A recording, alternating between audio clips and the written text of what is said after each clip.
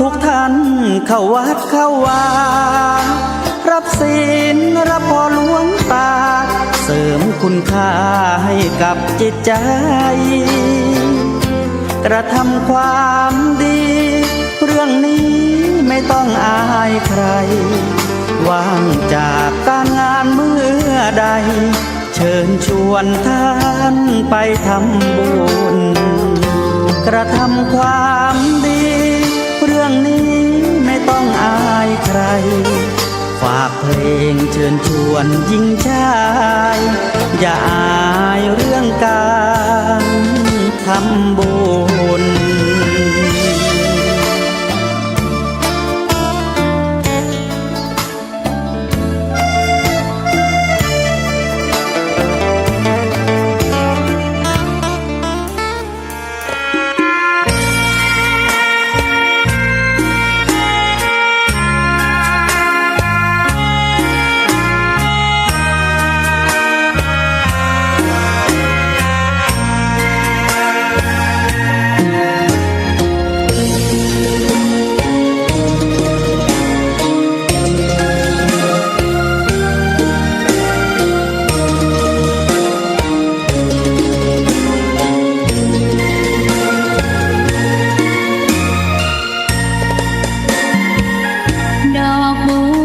ดอกหนึ่ง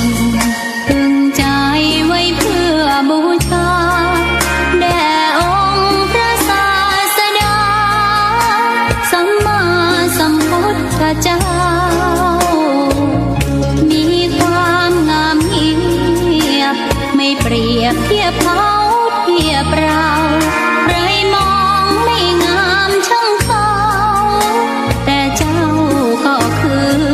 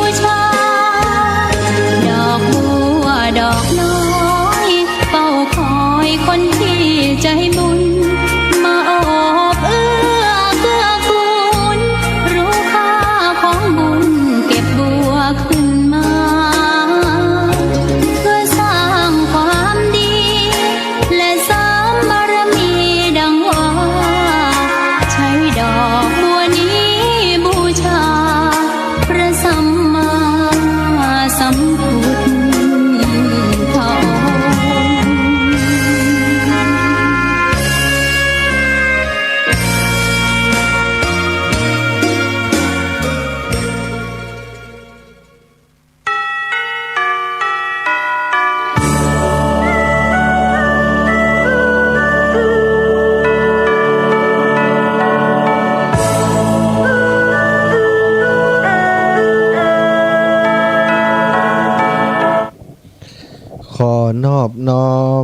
พระรัตนตรัย แก้วเจ้าสามประการน้อมเอากุณพระพุทธเจ้ากุณพระธรรมเจ้ากุณพระสังฆเจ้ากุณพระอรหันตเจ้าอริยสงฆ์เจ้าจูตนจุองค์ ได้เมตตาแผ่ปารมีมาปกเก่าเกษาปกห่มหักษาครูบาอาจารย์พระมหาเถระพระเถรานุเถระเพื่อนสหธรรมิกสหพรหมจารีทุกรูปทุกองค์ปกห่มหักษาศรัทธาสาธุชนคนดีเท่าแก่อีป่ออีแม่ตั้งหลายทุกท่านทุกคนติดตามรับฟังรายการสารธรรมยามค่ำตั้งสถานีวิทยุเพื่อการศึกษาวิทยาลัยสงฆ์นครลำปางซึ่งออกอากาศจากวัดบุญญาวาสวิหารพระอารามหลวงโดยเมตตาปารมีของครูบาอาจารย์หลวงพ่อท่านพระครูอนุสาสวรธรรมเมตตาสถานที่ตั้งสถานีห้องส่งสถานีและทีมงานสถานีวิทยุซึ่งประกอบไปด้วยท่านดร.จิรศักดิ์ปันลำผู้อำนวยการสถานีดร.แอมพัชริยาฟองจันตาเจ้าหน้าที่สถานีดูแลผังรายการต่างๆแล้วก็น้องนัทสถาพรสุธาคำช่างเทคนิคจิตอาสาของสถานีศรัทธาญาติโยมทุกคนทุกท่านที่กล่าวนามมาเป็นจิตอาสาที่ทำงานสนับสนุนการเผยแผ่ของครูบาอาจารย์พระสงฆ์องค์สังฆเจ้าพระสงฆ์เผยแผ่พระพุทธศาสนาต่างสถานีวิทยุของจังหวัดลำปางของเฮาและอีกสถานีหนึ่งที่รับสัญญาณไปออกอากาศให้พี่น้องสถาตังเชียงใหม่ได้รับฟังไปด้วยกันพร้อมกันนี้ก็คือสถานีวิทยุ 104.50 เมกะเฮิรตซ์วัดไฟหินโดยเมตตาปารมีของครูบาอาจารย์ท่านพระครูสมุวิสุวัตวรกิจโจสมปานเจ้าอาวาสวัดไฟหินผอ.สถานีวิทยุวัดไฟหินซึ่งก็ได้นำสัญญาณไปออกอากาศให้พี่น้องต่างเชียงใหม่ได้ติดตามยกเว้นวันที่มีถ่ายทอดสดของสถานีท่านอาจารย์ก็อาจจะตัดรายการไปตั้งถ่ายทอดสดแต่ว่าหากวันใดบ่มีรายการถ่ายทอดสดหรือว่ารายการอื่นแทรกเข้ามาท่านอาจารย์ก็มักจะเกาะสัญญาณจากสถานีส่งที่ลำปางนี้ไปออกอากาศทางเชียงใหม่ทุกวันบัดเต่าแต่นั้นก็ยังได้เมตตาได้นำไปลงใน YouTube เพื่อจะให้เพื่อนที่สนใจธรรมะสนใจเรื่องราวต่างๆสารธรรมยามค่ำได้ติดตามรับฟังได้ติดตามรับฟังทาง Facebook ไลฟ์ของวัดไฟหินตัวแล้วก็ธรรมะภาคเหนือก็ได้ตัดต่อไปลงเป็น YouTube ของธรรมะภาคเหนือตัวหลายช่องทางด้วยกันและอีกช่องทางหนึ่งที่อาตมาได้ใช้อยู่เป็นประจำก็คือFacebook ไลฟ์ของอาตมาภาพเองเนาะสถาอีปออีแม่ก็ติดตามรับฟังได้ทุกวันพบปะกันวันนี้วันที่8วันศุกร์ที่8เดือนสิงหาคม2568สถาก็วันหยุดแล้วเนาะหลายๆคนได้หยุดแล้วมาแรงนี้ก็ได้เดินทางเพื่อจะกลับมาบ้านมาจองกลับมาหาคุณแม่เพราะวันที่12เป็นวันแม่ทางราชการเปิดหยุดวันที่11คือ1วันก็เท่ากับว่าจะมีวันหยุด4วันติดกันก็คือเสาร์อาทิตย์แล้วก็วันจันทร์วันอังคารก็มีโอกาสได้มาหาคุณแม่ได้มากราบคุณแม่ได้มาอยู่ใกล้คุณแม่หรือว่าได้พาคุณแม่ไปเที่ยวไปแอวตามกวนตามสมควรแก่ฐานะของภัยของมัน ว่ากันไปเนาะเอาละพบปะกันวันนี้ก็จะปาศรัทธาไหว้พระสวดมนต์ก่อนเนอะกราบพระพร้อมกันกราบ1พุทโธเมนาโถกราบ2ธัมโมเมนาโถกราบ3สังโฆเมนาโถอิมินาสาการเรนะพุทธังอภิปูชยามิ อิมินาสากาเรนะธัมมังอภิปูชยามิอิมินาสากาเรนะสังฆังอภิปูชยามิอระหังสัมมาสัมพุทโธภาควา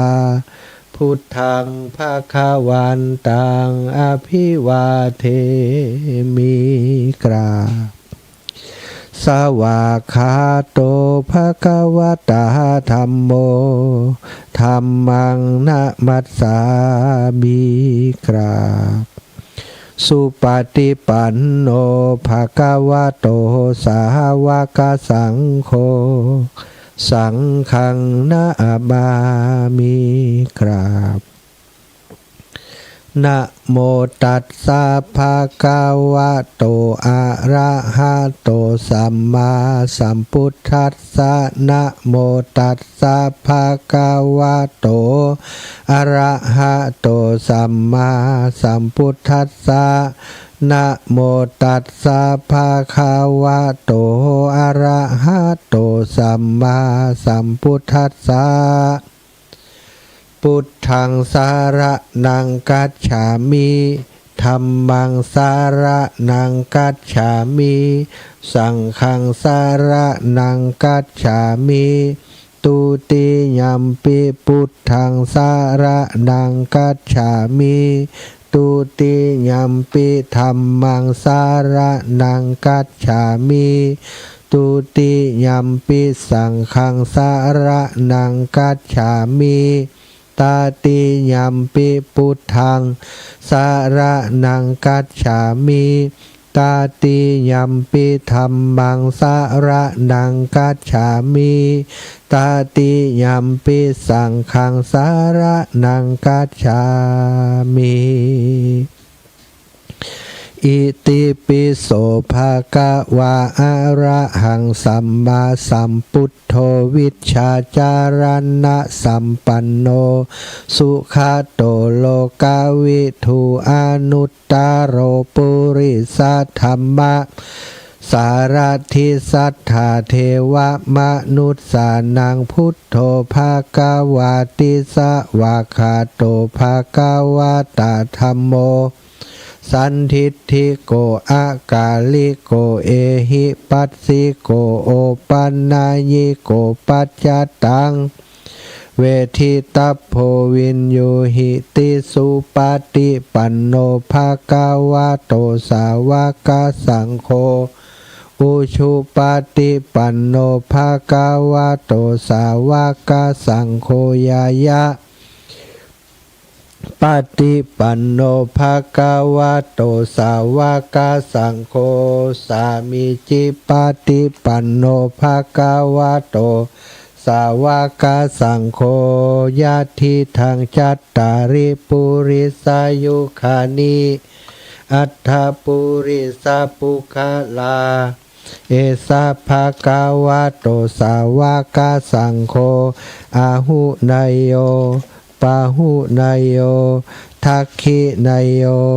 อัญชลีการะนิโยอนุตตรังปุญญเขตังโลกัสสาติกราบพระพร้อมกันเนอสัทธาญาติโยมกราบหนึ่งพุทธังวารันตังสิระสานะมามิกราบสองธัมมังวรันตังสิระสานะมามิกราบสามสังฆังวรันตังสิระสานะมามิไหวพระสวดมนต์กราบพระนบธรรมเป็นที่เรียบร้อยแล้วศรัทธาลำดับต่อไปก็จะได้นำเรื่องราวดีๆมาสนทนาอุจากันก่อนจะอุจากันนำบุญมาให้ศรัทธาญาติโยมตั้งหลายได้อนุโมทนาเป็นเจ้าของบุญด้วยกัน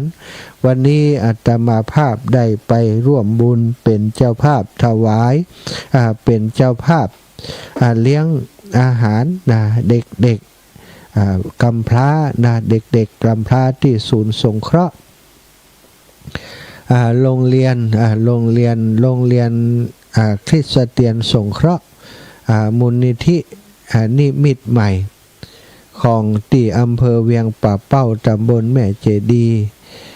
บ้านแม่ขาจานนะ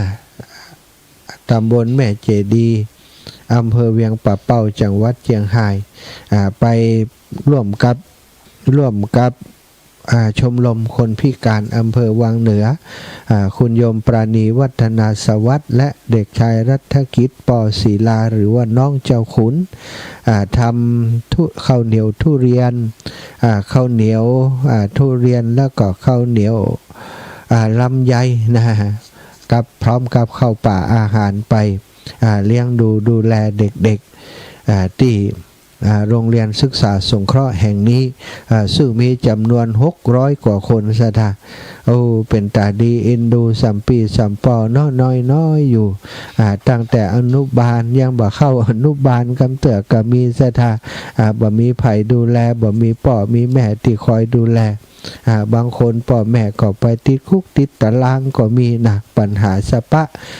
บางพ่องนี้ละลูกทิ้งไว้ปู่ย่าตายายบ่ฮู้จะยังใดเอามาฝากที่โรงเรียนศึกษาสงเคราะห์แห่งนี้ได้เมตตาดูแลบางคนก็มีเอกสารถูกต้องตามกฎหมายบางคนบ่มีเอกสารถูกต้องตามกฎหมายก็ต้องกักบริเวณอย่างต่างๆเป็นตาดีอินดูไปหันแล้วเกิดความเวทนาสถาแต่วันนี้ก็ดีใจว่าได้เอาสิ่งละอันพันละน้อยไปแบ่งปันให้เด็กๆได้กินเนาะเป็นเจ้าภาพเข้าสาร4 ถัง พร้อมกับได้ทำของหวานให้เด็กๆได้กินกันอิ่มหนำสำราญเนาะหลายๆคนปะโตเนาะกัก2 รอบ คงจะลำนักแก่นะก็พอจะเป็นบุญส่วนหนึ่งเอามาให้ศรัทธาได้อนุโมทนาร่วมกันเนื่องในโอกาสจะถึงวันแม่แล้วก็ทำงานเพื่อจะเอาบุญนี้ให้กับคุณแม่เปิ้นเนาะบ่ได้ปาคุณแม่ไปเพราะว่าโยมแม่คำนั้นเปิ้นเจ็บหลังเจ็บแอวก็ไปเป็นยังจะไปทำให้แต่ว่าในนาม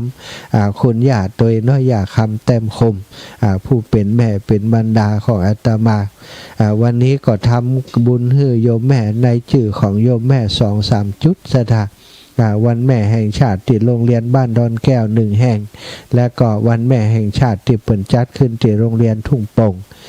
เอาเป็นชื่อของคุณแม่เปิ่นรับบริจาคให้หอมในงานวันแม่แห่งชาติของ2 โรงเรียนนี้ศรัทธาหลายๆคนก็ทำกิจกรรมต่างๆเนาะเพื่อคุณแม่เพื่อจะเป็นการประกาศเกียรติคุณว่าเฮาได้เป็นลูกของคุณแม่เฮาเลยได้มีโอกาสสร้างสมกองบุญกองกุศลในนามผู้เป็นลูกเป็นเต้าเอาบุญนั้นคือกับคุณแม่ที่เปิ้นที่มีชีวิตอยู่นะคือเปิ้นได้ชื่นอกชื่นใจบางคนคุณแม่บ่อยู่แล้วเขาก็ทำบุญทำคุณงามความดีต่างๆเพื่อจะอุทิศเป็นทักขินานุปทานกิจไปหากับแม่ของเฮาที่เปิ้นล่วงลับมรณาไปแล้วนะบ่ฮู้ว่าแม่ตั้งภพนี้ชาตินี้ภพก่อนชาติก่อนก็มีหลายแม่ด้วยกันศรัทธาญาติโยมอย่างพระพุทธเจ้าเคยตรัสไว้ว่าเธอถามถึงแม่คนใดแม่ชาติใด มีแม่อยู่หลายชาตินะถ้าแม่ชาตินี้ก็แม่นแล้วคนนี้นะแม่ติชาติก่อน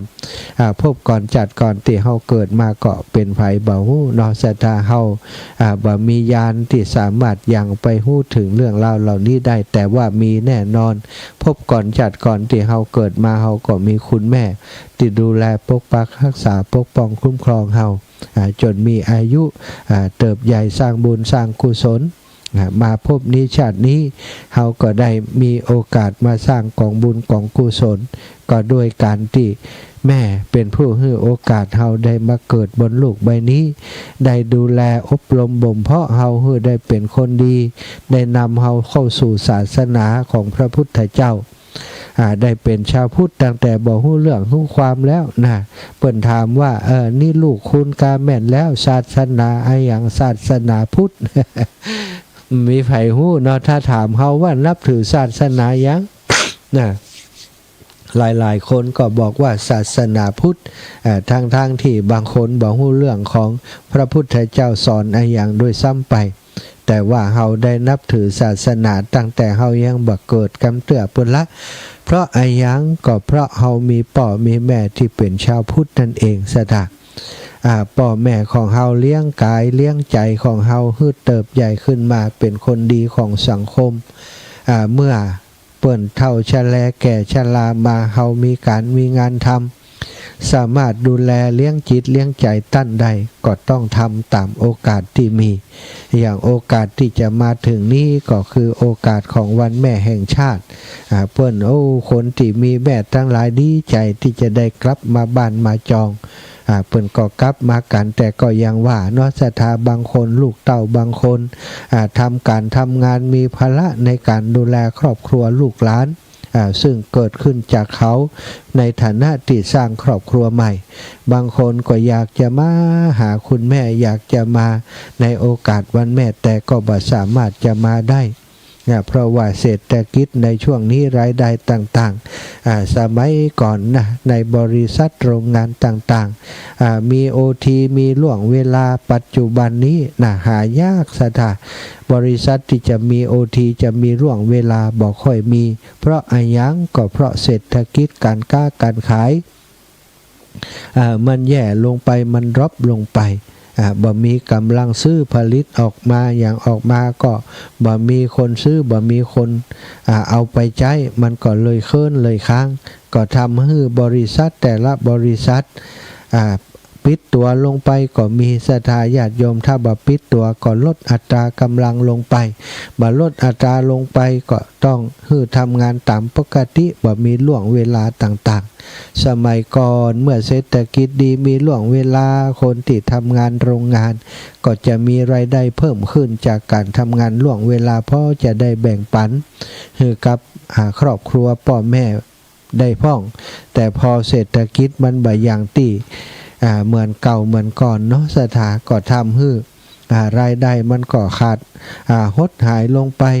การใช้จ่ายต่างๆก็ฝืดเครื่องปัจจุบันนี้เราจะหันภาพต่างๆเหล่านี้เกิดขึ้นทั่วทุกมุมเมืองสถาการค้าการขายตลาดร้านค้าต่างๆนี่ดูเงียบเหงาไปหมดเนาะแม้กระทั่งสถานที่ท่องเที่ยวต่างๆได้แวะเวียนไปแอวบางที่บางแห่งที่เคยมีคนไปเที่ยวกันแน่นแต่ละวันโดยเฉพาะในช่วงของวันหยุดคนเข้าไป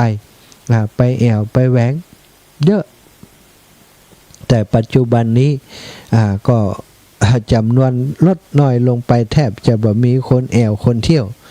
วันนี้ได้ไปถามติวัดแห่งหนึ่งคนขายของติวัดเนาะเป็นยังได้พ่องขายของเป็นดีกอคนมาแอวพ่องกอนะอาจารย์บางวันนี่บ่มีไผขึ้นมาเลยสักคนบ่ได้ขายบ่มีคนขึ้นมาบางคนเปิ้นก็ขึ้นมาแต่เปิ้นบ่มาซื้อของอันนี้ก็เนาะเป็นเรื่องที่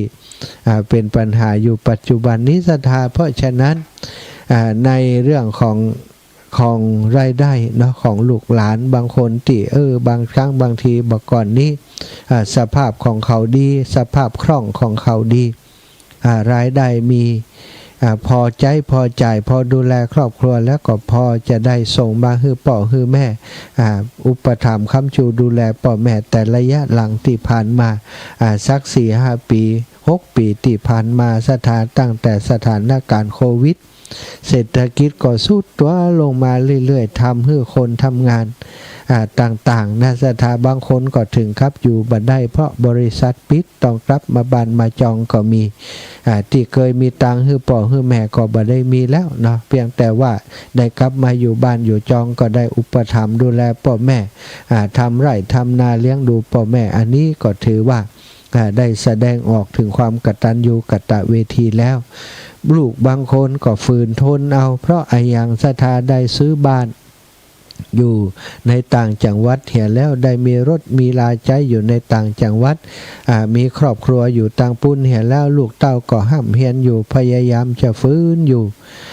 อาจจะมีรายได้ลดลงแต่ก็ประหยัดกันเอาก็พอจะอยู่ได้ หลายๆคนถึงกับที่บางคนผ่อนรถอยู่เศรษฐกิจบดีอย่างอีจำเป็นต้องปล่อยให้เปิ่นยึดไปก็มีเศรษฐกิจครอบครัวแย่ลงไปลูกเต่าเคยเรียน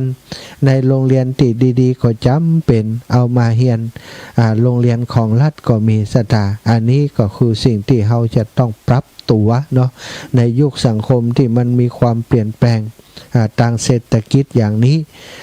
อีป่ออีแม่ทั้งหลายบางครั้งบางทีก็คงจะต้องทำความเข้าใจลูกหลานจะไปคิดแต่เฮาฝ่ายเดียวไปคิดว่าโอ้ลูกหลานคนนั้นเปิ่นยังกลับมาเนาะเปิ่นยังห่วงป่อห่วงแม่แต่ลูกหลานของเฮานี่โอ้บ่เคยเสด็จมาเลย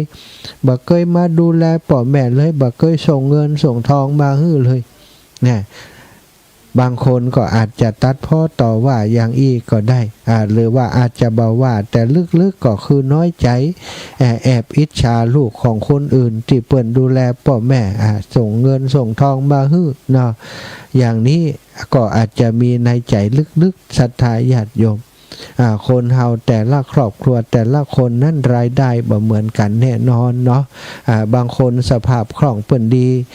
การทำมาหากินเปิ่นยังไปได้ดีอยู่มันก็ธรรมดาเปิ่นก็ย่อมจะสงเคราะห์ดูแลพ่อแม่เพราะมันมีเพียงพอที่จะช่วยได้แต่ว่าบางทีลูกเต่าของเฮามันบ่อย่างอันสถาอย่างที่ว่าเนี่ยรายได้ของครอบครัวลดลงการใช้จ่ายที่มีอยู่ลูกเต่าก็ดียังห่ำยังเฮียนอยู่การงานก็บ่เหมือนก่อนเนี่ยสถาต้องหางานเสริมถึงจะอยู่ได้บางคนป้อมมีเวลาสถานเลิกจากโรงงานมาทำงานโรงงานมาขับมอเตอร์ไซค์มาขับแก๊บขับขี่แก๊บส่งของแฮมเพื่อจะหาเงินมาจุนเจือครอบครัวก็บ่วายก็ยังบ่เพียงพอหลายคนก็น่าสงสารน่าเอ็นดูเหมือนกันอีพ่ออีแม่ฉะนั้นสิ่งสำคัญที่สุดเฮาก็ต้องเข้าใจเนาะเข้าใจแปลงใจดีแปลงใจนักแน่นเข้าไว้เฮาเลี้ยงเขาเติบโตมาเขาก็คงบ่ลืมบุญคุณหรอกแต่ว่าภาวะบางอย่างมันจำเป็นที่จะต้องบ่ได้ส่งมาบ่ได้มาแอวหาในวันแม่ก็บ่ดีน้อยอกมองใจเนอะก็คือกำลังใจเขาไปโดยบ่เป็นอย่างเนอะลูกเขาก็ยังได้ได้จากันอยู่มาบ่อยมามันค่าใช้จ่ายมันก็สูงลูกเคยบ่ต้องมาก็ได้บ่ต้องเป็นห่วงแม่สบายดีพ่อสบายดีขอแค่ได้โทรศัพท์กันอีกก็พอใจแล้วเนี่ยบางครั้งบางทีกำลังใจจากพ่อจากแม่นะอย่างนี้กับลูกกับเต่าอย่างนี้ก็อาจจะทำให้เขามีกำลังใจบางคนเขาก็น้อยใจเหมือนกันนะลูกหลานคนอื่นได้กลับบ้านตัวเขาบ่ได้กลับตึงเปิ่นตรงตัวลองกึดพอเนาะสถาแต่บางคนบ่อันนะคนเฒ่าคนแก่บางคนตัดพ่อต่อว่าโทรไปว่าลูกว่าเต้าลูกเต้าคนอื่นเปิ่นมือบ้ามาบ้านกันทึดสู่จะได้บ่มีพ่อแม่อยู่ในหัวใจเลยก้ายลูกเต้าได้ฟังคำนี้บางครั้งมันสะอึกมันเจ็บปวดนะศรัทธาญาติโยมเนาะลูกก็คือตัวของเฮานั่นแหละคือหัวใจของเฮานะ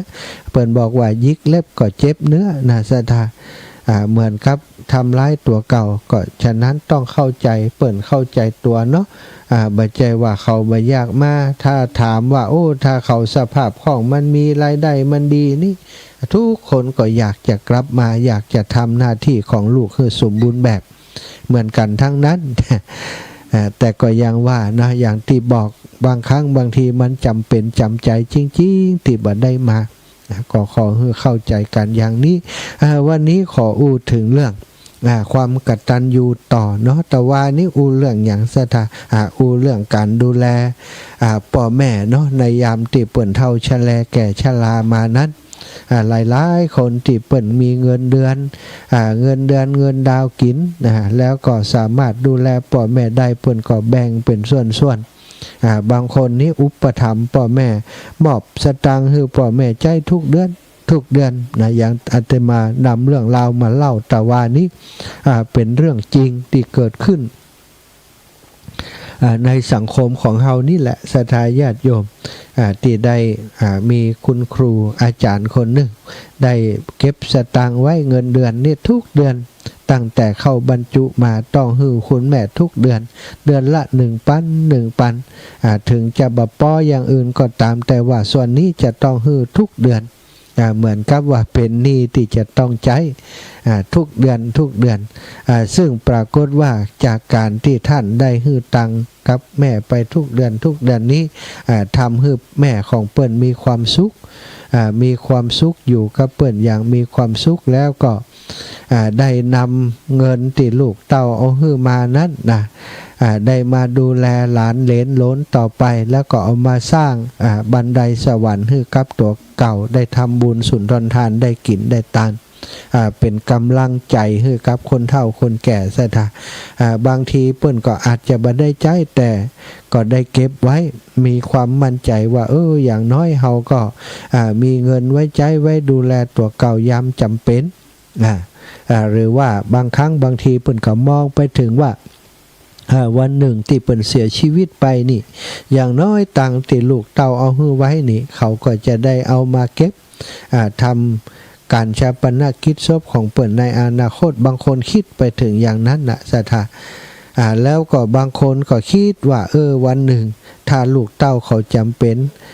สิ่งที่เขาเอาหื้อเฮาเอามอบหื้อเฮาไว้ก็จะเป็นเงินทุนสำรองไว้ให้กับลูกกับเต้าอันนี้ศรัทธาอีป่ออีแม่ตั้งหลายเป็นสิ่งที่คุณแม่คุณป่อตั้งหลายที่เฮาเอาสตางค์ให้เปิ้นเนี่ยส่วนใหญ่ก็คิดเผื่อเฮาไว้นั่นแหละนะก็เหมือนกับเงินออมอย่างหนึ่งเหมือนกันนะถึงมันแม่ป่อแม่จะใจไปเปิ้นก็เอาใจอย่างศรัทธาเอาใจในครอบครัวเฮานั่นแหละเอาใจในการทำบุญทำกุศลสร้างบันไดสวรรค์ให้กับตัวท่านแล้วก็เพื่อแผ่ให้กับลูกกับหลานตัวเปิ้นบอกว่าคนจีนนี่เปิ้นจะบอกว่าถ้าพ่อแม่เป็นคนดีพ่อแม่เป็นคนทำบุญลูกหลานของครอบครัวนั้นๆของพ่อแม่คนนั้นก็จะได้ดีไปตัวจะได้บุญไปตัวเพราะอายังก็เพราะเป็นสายเลือดเดียวกันโดยเฉพาะอย่างยิ่งสตังค์ที่ได้มานั้นเป็นสตังค์ที่ลูกหลานหามาได้เอามามอบให้แล้วเปิ้นก็ไปต่อบุญไปเตรียมบุญไปสร้างกองบุญไว้ให้ลูกคือหลานต่อไปตั้งหน้าตัวอันนี้เป็นสิ่งที่ดีศรัทธาถ้าไผสามารถทำได้ถึงบัดนักหนาเนาะแค่ประมาณ 4-500 นี่ต่อเดือนเนี่ยพ่อแม่ก็ยิ้มแก้มปริแล้วศรัทธาญาติโยมนะคนเฒ่าคนแก่บัดเดี๋ยวนี้เนาะเปิ้นก็แยะยั้งนะฟังธรรมเหียทำบุญเหียนะการทำบุญพอได้ทำเล็กๆน้อยๆเปิ้นก็ดีใจแล้วทำบุญทุกคนพ่อแม่ขอให้ลูกของผู้ฆ่าได้บุญที่ผู้ฆ่าทำนี้ตัวขอให้บุญนี้จงไปปกปักรักษาปกป้องคุ้มครองลูกเต้าของผู้ฆ่าตัวเนี่ยพ่อแม่ส่วนใหญ่ก็เป็นอย่างนี้นะทีนี้เรามามองในส่วนของลูกนะความกตัญญูนั้น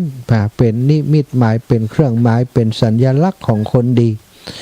บอกว่าคนหรือสัตว์ศรัทธาญาติโยมถ้ามีความกตัญญูเป็นเบื้องต้นเป็นพื้นฐานแล้วก่อนน่ารักน่านับถือน่าศรัทธาน่าเลื่อมใสทั้งนั้นมีเรื่องเล่าว่าสมัยที่พระโพธิสัตว์เจ้าเกิดมาเป็นเดรัจฉานเป็นลิงศรัทธา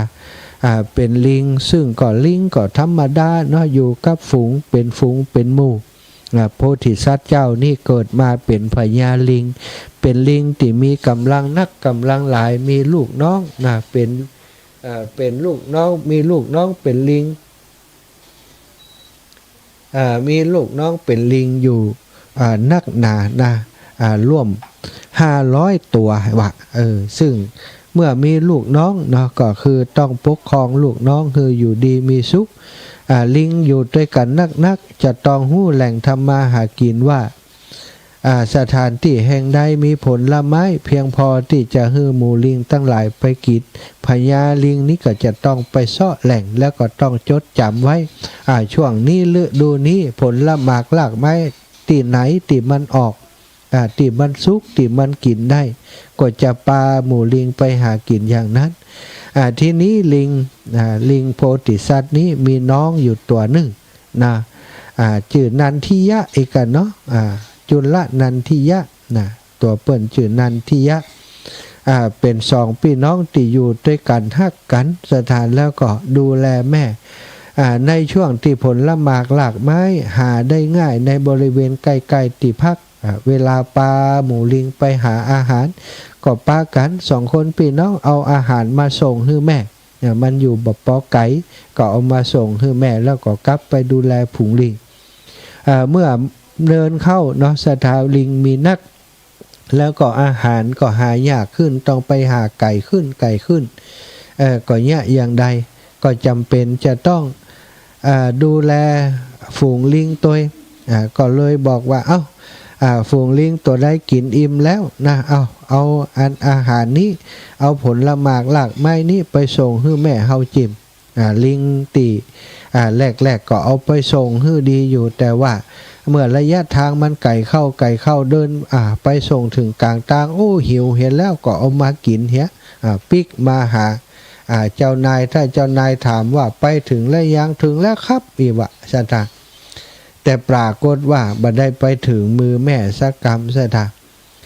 พญาลิงเมื่อถึงเวลาหนึ่งโอ้คิดถึงแม่ก็กลับมาหาปรากฏว่าไปหันแม่บ่ได้อ้วนปีดีงามเหมือนแต่ก่อนพร้อมสถาก็ถามแม่ว่าโอ้ลูกฝากผลไม้มาทุกวันลูกน้องเอามาส่งอีแม่บ่ได้กินกะโอ้อีแม่บ่ได้กินนี่มาเป็นเกิงเดือนแล้วลูกเฮ้ยบ่หันมาสักตัวแม่ก็ตาบอดแม่บ่ฮู้จะไปเสาะหาที่ไหนกิ่งไม้ใบไม้แถวนี้ก็กินจนหมดแล้วลูกเฮ้ยอีวะโอ้พญาลิงได้ยินอย่างนั้นก็เข้าใจตึกเลยโอ้ลูกน้องเฮานี่มันบ่ซื่อสัตย์ลูกเฮาอุตส่าห์ดูแลฝูงลิง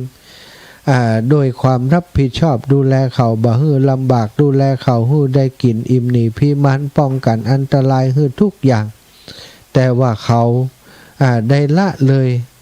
ต่อคำสั่งของเฮาแม้กระทั่งเข้าของผลละหมากหลากไม้ที่เอาฮื้อมาแม่เอาฝากฮื้อแม่ก็บ่ได้ทำอย่างที่เฮาได้สั่งไว้กลับเอาไปกินเสียเองอย่างนี้โอ้บ่ไหวแล้วก็เลยห้องลิงผู้เป็นน้องมาบอกว่าน้องเอ๋ยบัดเดี๋ยวนี้แม่เฮาลำบากเท่าสองคนนี้จะต้องดูแลเปิ้นคนหนึ่งบัดเดี๋ยวนี้พี่อ้ายจะอาสาดูแลแม่โดยตัวเองน้องไปดูแลฝูงลิงเตเนอเฮามีหน้าที่รับผิดชอบต่อฝูงทั้งหลายบ่ให้เขาได้เดือดร้อนนะโอ้ผู้เป็นน้องก็บอกว่าพี่ผมก็คิดเหมือนกันผมก็อยากจะดูแลแม่บัดเดี๋ยวนี้เฮาอยู่กับเราลิงตั้งหลายเหล่านี้มาเมินนานแล้วก็สอนเขามาทุกอย่างแล้วเขาคงจะเอาตัวรอดได้แต่แม่ของเฮานี้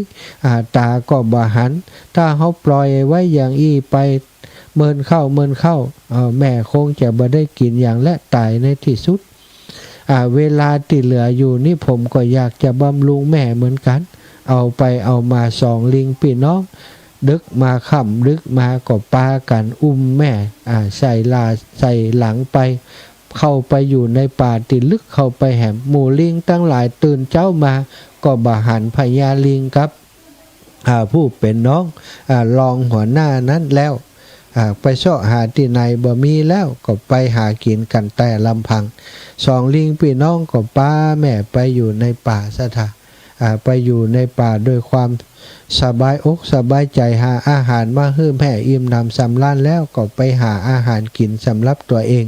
แบ่งเวรกันถ้าพี่ไปหาอาหารน้องก็จะอยู่เฝ้าแม่อยู่ใกล้ๆถ้าน้องไปหาอาหารตัวพี่ก็จะอยู่มีวันหนึ่งปรากฏว่ามีนายพรานป่าคนหนึ่งไปล่าสัตว์ในป่านั้นบ่ปะอย่างสักอย่างโอ้ลึกเข้าไปก็ไปปะใส่ลิงแม่ลูกอยู่บนต้นไม้นะก็ไปหันโอ้วันนี้บ่ได้อย่างสักอย่างจะยิงลิงเท่าตัวนี้หรอมึงเฮ้ยอีหรอพอแล้วก็สีจะตาบอดเนี้ยก็เงี้ยลูกดาวธนูจะขึ้นยิงสถาปรากฏว่าลิงผู้น้องนั้นได้หันอย่างสถาก็โดดเข้ามาปกป้องแม่ไว้ก็บอกว่าท่านอย่าเพิ่งยิงแม่ของเฮา มีคนเดียวจงยิงเฮาเถิดอย่ายิงแม่เฮาเลยคณะนั้นเองพระโพธิสัตว์ผู้เป็นปีกก็มาหันศรัทธาก็โดดเข้าปกป้องน้องโอ้ท่านอย่าได้ยิงน้องเฮาเลยอย่าได้ยิงแม่เฮาเลยขอท่านยิงมาที่เฮานี่เถิดเฮายอมจะให้ท่านยิงโอ้ไอหมอน่ะพานป่านั้นก็ยิง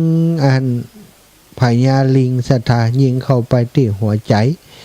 พญาลิงก็ตกลงมาตุ้มพอตกลงมาแล้วแทนที่จะพอแล้วเนาะเอาลิงตัวนั้นไปกินไปขายก่อนแล้วแต่ว่าขึ้นลูกธนูแหมเพื่อจะยิงลิงแหมสองตัวนั้นเนาะลิงตัวน้องก็มาปกป้องแม่แหมบอกว่าอย่ายิงแม่ข้าพเจ้าจงเอาชีวิตของข้าพเจ้าเถิดมันก็ยิงเข้าไปเสียบที่หัวใจตกลงมาแหมตัวสองตัวก็ยังบ่พอศรัทธาญาติโยมสุดท้ายก็ยิงเอาแม่ลิงแหมตัวยิงเรียบร้อยแล้วก็หาบลิง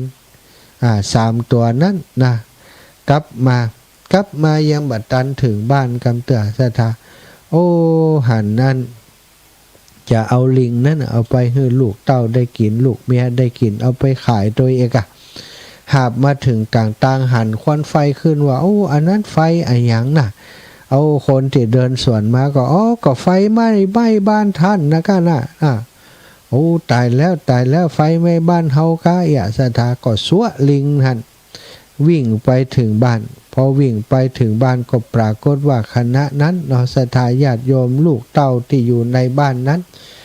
ถูกไฟกำลังท่วมทับอยู่แกก็วิ่งเข้าไปศรัทธาวิ่งเข้าไปเพื่อจะช่วยลูกช่วยเมียปรากฏว่าพอเข้าไปถึงกลางกองเพลิงนั้นมีคือแปรที่มันอยู่ตั้งบนน่ะศรัทธาได้หักลงมาจากการที่ไฟไหม้หักลงมาก็ตุบใส่หัวหมอนั่นศรัทธาตัวบเลยปัดโทสุดลงไปหั่น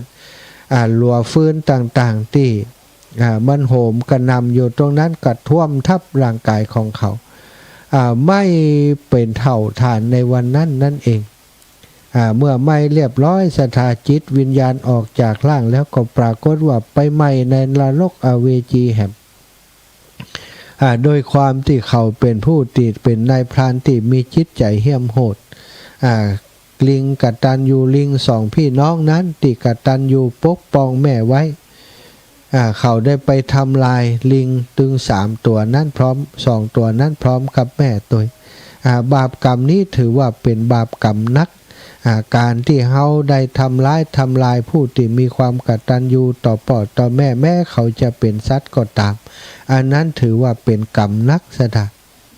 ลิงตัวนี้คนนี้ก็เลยได้ตกนรกมกไหมอยู่ในนรกหลายกับหลายกันกว่าจะได้มาเกิดแห่มใหม่ศรัทธาหลายแสนปีว่าอันนี้อีปออีแม่ทั้งหลายเฮามาพอว่าโอ้เนี่ยวัดปฏิบัติของพระโพธิสัตว์เจ้าเฮาแม้กระทั่งตั้นเกิดมาเป็นเดรัจฉานบอกว่าจะเป็นลิงเป็นจ้างหรือว่าเป็นสัตว์อื่นก็ล้วนแต่เป็นผู้ที่มีความกตัญญูต่อบิดามารดาเป็นนกแขกเต้าก็เป็นนกแขกเต้ากตัญญูเป็นจ้างก็เป็นจ้างที่กตัญญูในเรื่องพุทธประวัติต่างๆชาดกต่างๆพระเจ้า500ชาติเฮาก็จะได้ฟังอยู่เสมอเรื่องที่พระโพธิสัตว์เจ้าในเสวยพระชาติเป็นเดรัจฉานก็ตามเป็นมนุษย์ก็ตามถ้าเป็นลูกของคนยากคนจนมีพ่อแม่ที่ยากที่จนบ่เคยละทิ้งพ่อแม่ได้ดูแลอุปถัมภ์พ่อแม่คืออยู่อย่างมีความสุขศรัทธาโดยความกตัญญูอันนี้ก็เป็นเรียกว่าวิถีพุทธวิถีไทยเราจะสอนกันถึงเรื่องความกตัญญูความกตัญญูนั้นก็อยู่ที่เรื่องราวของพ่อแม่นั่นเองศรัทธาญาติโยมหลายๆคนก็ในวันแม่ในวันพ่อต่างๆได้กลับมาหาพ่อหาแม่บางคนนี่บ่เคยละทิ้งพ่อแม่โทรมาหาเปิ้นคือกำลังใจเปิ้นทุกวันอันนี้ก็ต้องขออนุโมทนาตวยเนาะอนุโมทนาบุญตวยมีนิทานเซนอีกเรื่องหนึ่งมีค คนหนึ่งอยากนีมานพหนุ่มคนหนึ่งอยากได้ยินเปิ่นว่ามีพระอรหันต์เกิดขึ้นในบ้านเมืองในประเทศของเปิ่นก็อยากจะไปหาพระอรหันต์อยากจะไปกราบพระอรหันต์อยากจะไปอยู่ใกล้พระอรหันต์อยากจะไปฟังธรรมของพระอรหันต์ก็ได้เดินทางไปเสาะหาพระอรหันต์ซึ่งมีคนกล่าวขานว่าเป็นพระภิกษุรูปหนึ่งอยู่ในวัดหนึ่งสถานแกก็เดินทางไปหลายกิโลสถานโดยความภาคเพียรบ่ย่อท้อต่ออุปสรรคอย่างต่างๆแม้จะร้อนจะหนาวก็พยายามที่จะเดินไปให้ได้ก็เมื่อเดินทางไปถึงแล้วก็เข้าไปหาอาจารย์ท่านนั้นอาจารย์ก็ถามว่าเธอมาทำไมเธอมาเนี่ยยังเธอมาเพื่ออะไรนะก็ได้เล่าให้ท่านอาจารย์ฟังว่าผมมาจากที่ไหนเดินทางมาด้วยวัตถุประสงค์อะไรยังผมอยากหันพระอรหันต์อยากอยู่ใกล้พระอรหันต์อยากจะทำบุญกับพระอรหันต์ท่านอาจารย์ฮู้จักพระอรหันต์ก็ครับโอ้ฮู้จักกะเธอบ่ฮู้จักกะเธอบ่เคยหันกะบ่เคยครับผมได้ยินเปิ้นว่าพระภิกษุรูปหนึ่งเป็นอรหันต์ผมอยากฮู้จักพระอรหันต์อยากจะหันวัดปฏิบัติของพระอรหันต์ว่าเปิ้นอยู่อย่างใดเปิ้นทำอย่างใดถึงได้เป็นพระอรหันต์พระภิกษุรูปนั้นก็บอกว่าโอ้ดีแล้วพระอรหันต์จะมีรูปร่างอย่างนี้นะพระอรหันต์น่ะมีรูปร่างอย่างนี้จะวันนี้ถ้าเธออยากเจอพระอรหันต์เธอก็จะได้หันฉันจะบอกให้พระอรหันต์จะจดกระดุมนะใส่เสื้อตังปิ้นเนอะจดกระดุมลิงเล่ว่าผมเผ่ายุ่งเหยิงแล้วก็ถือไฟฉายเก่าๆเดินมาหาเธอแล้วก็ถามเธอว่าหิวไหมลูกไปที่ไหนมาหิวก็ลูกไปที่ไหนมาพระอรหันต์คนนี้อยู่ที่ไหนคือเธอเดินกลับไปที่บ้านก่อนเนอะแล้วก็เธอจะเจอพระอรหันต์บุรุษหนุ่มคนนั้นก็เดินเชื่อฟังพระสงฆ์องค์นั้นก็คิดว่าจะเดินกลับไปทางบ้านจะได้พระอรหันต์ระหว่างทางศรัทธาญาติโยมเดินกลับไปก่อนจะถึงบ้านก่อนจะเข้าไปในบ้านก็ไขประตูหัวไปขลงโกงกั้งเนาะอาจจะเป็นไม้บัวไม้ซางที่เปิ่นเอาซุกเป็นหัวแบบสมัยก่อนนะมันเสียงดังกะโลงโกงกังโอ้ผู้เป็นแม่นอนรอว่าลูกเขาไปตั้งแต่2 วันแล้ววันนี้ยังไปอยู่ที่ไหนยังใดนอนตึงบัดรับสถาพอได้ยินเสียงบะโลงโกงกังก็ลุกขึ้นมาเปียได้ไฟฉายเก่าๆเสื้อผ้าก็ใส่เอาเพื่อผ้ามาใส่ด้วยความที่มันมืดจดบัดตอมเสียลิงเล่เหี่ยผมก็บ่ได้หวียุ่งเหยิงไปหมดเดินมาเปิดประตูเอาหันลูกมาดีใจเอาลูกไปไหนมาเป็นอย่างใดหิวก็ลูกว่าในคนนั้นได้สติทันทีไปเลยว่าโอ้นี่โลนี่ที่ท่านอาจารย์เปิ่นบอกว่าพระอรหันต์ของเฮาพระอรหันต์ของเฮาตอนนี้เฮาเข้าใจแล้วพระอรหันต์จริงๆแล้วก็คือพ่อคือแม่คือบิดามารดาผู้ติดได้ชื่อว่าเป็นพรหมของลูกพรหมก็คือผู้มีเมตตากรุณามุทิตาอุเบกขาต่อลูกนั่นเองสถาจะหาภัยผู้ใดมาเสริมเหมือนแม่เฮาพ่อเฮานั้นเป็นบ่มีในโลกนี้บ่มีไผลอกจะมีบุญคุณต่อเฮาจะฮักเฮาจริงเหมือนพ่อเหมือนแม่ของเฮาฉะนั้นหน้าที่ของลูกเนาะก็คือความกตัญญูกตเวทีต่อพ่อต่อแม่บ่จำเป็นจะต้องมีเงินนักมีเงินหลายจะมีฐานะครอบครัวที่ดีเลิศหรูอย่างหลอกศรัทธาขอให้เป็นคนดีขอให้เป็นคนที่มีความเข้าใจพ่อเข้าใจแม่บางครั้งบางทีนี่เล็กๆน้อยๆทำกับข้าวกับป๋ามาอยู่ใกล้มาดูแลเปิ้นนวดฝ่าเท้าเนาะนวดแข้งนวดขาอุจาด้วยถ้อยคำดีๆอันนั้นก็เป็นการแสดงออกถึงความกตัญญูต่อท่านแล้วศรัทธาญาติโยม อุไปอุมาแงะพอเวลาก็เหลือเวลาแห่มประมาณ10กว่านาทีเนาะ10นาทีถึงก็จะปั่นเวลาให้ศรัทธาญาติโยมได้โทรเข้ามาเนอะ0808844173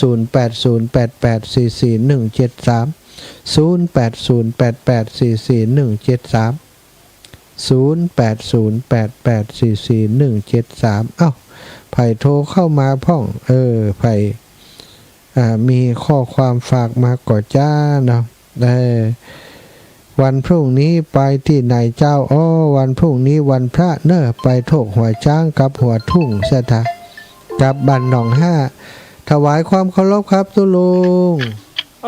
จะหมดเวลาแล้วมีรถต่อมาเนี่ยได้ครับคุยได้ครับเหลือแค่นาทีเองอ่ะได้คุยได้แล้วก็ไม่มีต่อรายการไหมไม่ต่อครับตุลุงวันนี้ใครมาต่ออาจารย์น่ะไม่แน่ใจครับวันพุธวันศุกร์นี้นะมีจ้าสาธุครับเจริญพรไปสาเจ้าพระอาจารย์เจ้าที่ไหนตั้งใดอันนี้เมธามันตอนเจ้าคนเดิมเมธาปะกันวันติดเนาะวันติดปะกันเจ้าวันติดปะกันเนอะวันแม่นี่แม่ของอายุมันก่อนยืนลูกเด้อสาธุอีแม่ก็เหมือนกันเนอะอยู่ดีมีสุขเจ้าสาธุเจ้าดูอาจารย์เด้อเจ้าสาธุแม่เจริญปอนใกล้วันแม่แล้วอยู่ดีมีสุขเนอะแม่ลัดดาก็เร็วกันเนอะแม่ว่าสิ้นเดือนก่อนแม่จะโทรไปได้แม่เพราะว่ามันมีเรื่องอย่างนั้นได้เนาะโทรมาเนอะอย่างที่บอกแม่นะอดทนนะเนอะอดทนเจ้าเนาะเจ้าสัตว์ตู้เจ้าอีแม่จะโทรหานะเจ้าแม่สัตว์ตู้เนอะโยมแม่ลัดดาอักกะเรือนแม่นิเวศยามมาซักสุขสันต์วันแม่วันที่12เนอะ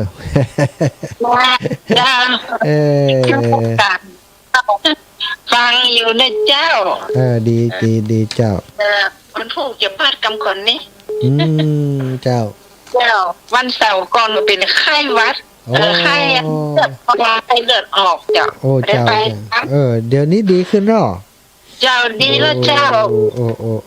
อันตรายไข้เลือดออกถ้าแบบปะเร็วๆนี่ยุงนะเนาะนอนโรงพยาบาล2 คืนน่ะดูบ่หูข่าวเลยฉีดยาเข็มนู่นเจ้าไปนอนกันสุดกะวันเสาร์เจ้า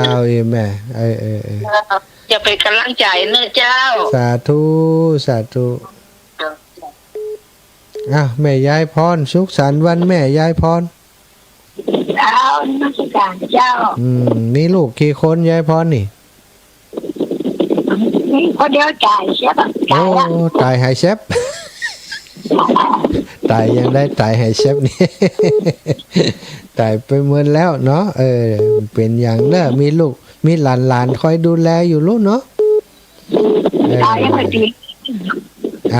บุญรักษาแม่ยายพรขอบคุณติโทรมาเป็นกำลังใจกันเนอะเจริญพรโยมแม่นวลยอดคำปานเจ้าไหว้สาเจ้าแม่อันนี้มาไหว้แม่กับเจ้าไปหาโยมแม่คำไปก่อนเนาะดีแล้วมาไหว้แม่เนาะเจ้าแต่แม่ก็ไหว้ด้วยว่าจะข้างนอนแม่ก็ไหว้ละคุณพ่อคุณแม่เจ้าเนาะธรรมดาลูกเต้าเจ้าพวกป้ารักษาเขาตัวเนาะถ้ามีเปิ่นเขาไม่ได้เกิดอย่างเนาะถ้ามีเปิ่นเขากล่อมใหญ่อย่างอี้นะพ่อแม่นี่สำคัญนักพ่อแม่สำคัญที่สุดละบุญรักษาเนื้อแม่เน้อขอบคุณเป็นอย่างสูงศรัทธาญาติโยมเนาะก็ขอบคุณทุกคนทุกเสียงทุกสายเนอะวันนี้บ่ได้ประกาศผู้ที่เปิ่นให้หอมนู่นนั่นนี่มาเนาะเอานี่เห็นน้อยแม่อ้วนสิงเชื้อพร้อมลูกหลานบ้านทุ่งม่านเหนือได้ร่วมบุญร่วมกุศลมาเอาแม่อ้วนสิงเชื้อนี่3 ซองก่อนนะ อ๋อเพิ่นฝากไปอัน92เนี่ยฝากไปตานเตียนเนาะ92อนุโมทนาบุญแม่อวนสิ่งเชื่อเนาะแล้วก็แม่วันนี้เครือคำหล่อวันนั้นก็ได้เอาซองนี้มาส่งแล้วก็ปัจจัยถวายมาแหม200 บาทสาธุอนุโมทนาบุญตัวสายสุดท้ายสุขสันต์วันแม่เนอะอยู่ดีมีสุขไว้หาลูกบุญ ลู รั ก ก แม่ ษา ซึ่งได้อยู่ดีมีสุขนะลูกเนอะ สาธุเจ้าทั้งอกทั้งใจรักษาตัวดีหรือสุดก็แล้วกันนะบุญรักษาศรัทธาญาติโยมเวลาหมดเวลาแล้วขอนำรายการจากลาไปด้วยเวลาเพียงเท่านี้ขอความสุขสวัสดีจงมีแก่ศรัทธาสาธุชนทุกคนทุกท่านเนอะจัตตารโอธรรมาวะทันติอายุวันโนสุขังพระลัง